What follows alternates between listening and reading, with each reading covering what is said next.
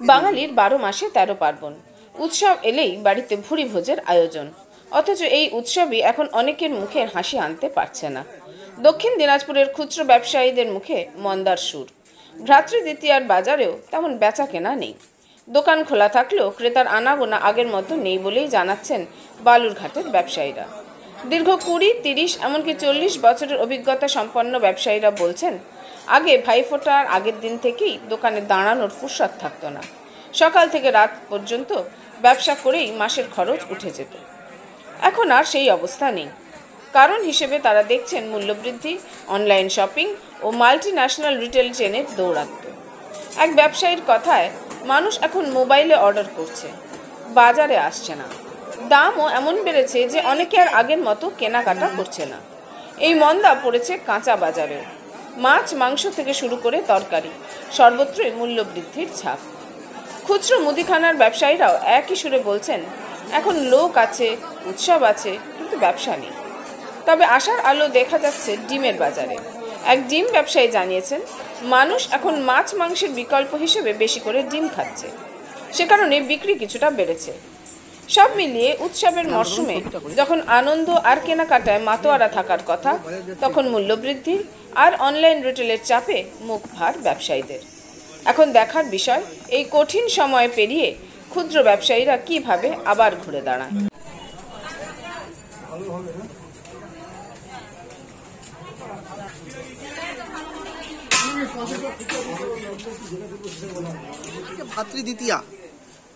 ভাতৃদ্বিতীয়ার আগে কিরকম বিজনেস দেখছেন এবং কত বছরের দোকান আপনার এবং আগে কিরকম বিজনেস ছিল? আমার এই এখানকার প্রতিষ্ঠানে 7 বছর হলো, আর আমি ব্যবসার সঙ্গে জড়িত মোটামুটি 20 বছর। আমাদের আগে যে ভাতৃদ্বিতীয় ব্যবসা হতো, এখন সেই ব্যবসা এখন নেই। নানা রকম শপিং মল, তারপরে হচ্ছে আপনি অনলাইন শপিং এর জন্য ব্যবসাটা আমাদের ধীরে ধীরে ডাউন হয়ে গেছে। আগে কিরকম বিজনেস হতো? আগে যে বিজনেস হতো তারা এখনো শিখিভাবে হয় না। আগে আমরা প্রতিদিন এই যে কথা বলছি, কথা বলার সময় পর্যন্ত পেতাম না ভাতৃদ্বিতীয়ার আগের দিন। এখন সেটা একদমই নাই। দাদা, এই যে আপনি এখানে বিজনেস করছেন, কতদিন ধরে বিজনেস করছেন? এই যে কালকে ভাইফোঁটা, কিরকম বিজনেস আর আগে কেমন বিজনেস ছিল, এখন কেমন বিজনেস? 1967 সনে দোকানটা খুলেছি। আগে যে ব্যবসা ছিল, আগে যদি জানতাম যে এরকম ব্যবসা হবে, তাহলে আর এই ব্যবসা করা শুরু করতাম না, অন্য ব্যবসা করতাম। এখন দোকানদারের সংখ্যা খুব বেশি হয়ে গেছে। হ্যাঁ, আমাদের ব্যবসাটা খুব বাজে হয়ে গেছে, একদম বাজে হয়ে গেছে। আমাদের খালি চালের পয়সায় কামাই করা কঠিন হয়ে যাচ্ছে। কালকে ভাইফোঁটা, আগে কিরকম ভাইফোঁটার বিজনেস কেমন হতো? আরে সেই ফাটাফাটি ব্যবসা ছিল আগে ছিল ফাটাফাটি ব্যবসা। কি মনে করছেন কেন বিজনেস কমে গেছে? ওই লোক সংখ্যা, আচ্ছা, লোক সংখ্যা বাড়লেও দোকানদারের সংখ্যা আরো বেশি বেড়ে গেছে। আচ্ছা, আপনার নাম? ওর নাম কমল হালদার। দাদা, কালকে তো ভাইফোঁটা, ভাইফোঁটা এখানে আপনি মাছের ব্যবসা করছেন। এই যে কালকে ভাইফোঁটার মধ্যে আগে কেমন বিজনেস ছিল এবং এখন কেমন বিজনেস হচ্ছে, আর আপনি কতদিন ধরে বিজনেস করছেন?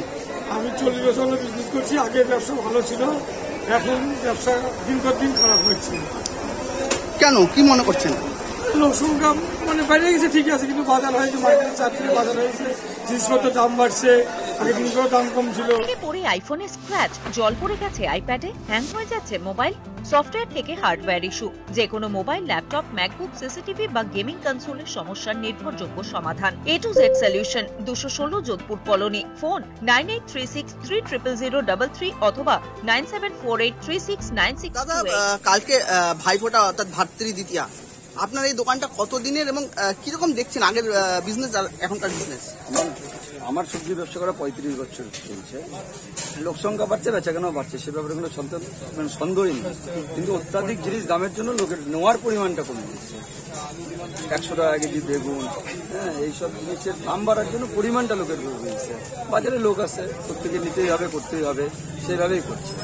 অত্যাধিক বিলাসিতা করার মতো কারো জায়গা নেই। পয়সা দোকান তো প্রায় 26 বছর হয়ে গেছে।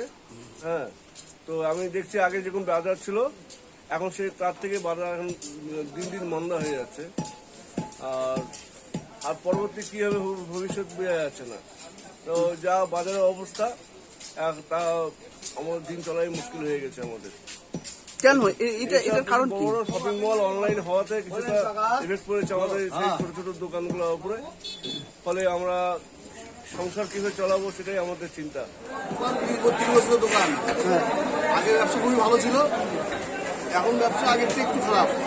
জিনিসপত্রের দাম বেড়ে গেছে, মাংসের দাম বেড়ে গেছে, দোকান বাড়ি প্রচুর হয়ে গেছে, বাজারের অবস্থা একটু খারাপ। আগে 1 কিলো 1.5 কিলো দিতাম, এখন 700-800। আমার নাম চন্দন সাহা, বালুঘাট বাজারের একজন দিনের ব্যবসাদার। আমি অ্যাপ্রক্স 20-25 বছর হলো এখানে বিজনেস করছি। তো ভাইফোঁটার সময় মানুষের মধ্যে একটা নিয়ম নীতি এবং খাওয়া দাওয়ার একটা উদ্যোগনা থাকে, সেই দিকে লক্ষ্য রেখে আমাদের ডিম প্রচুর পরিমাণে বিক্রি হয়।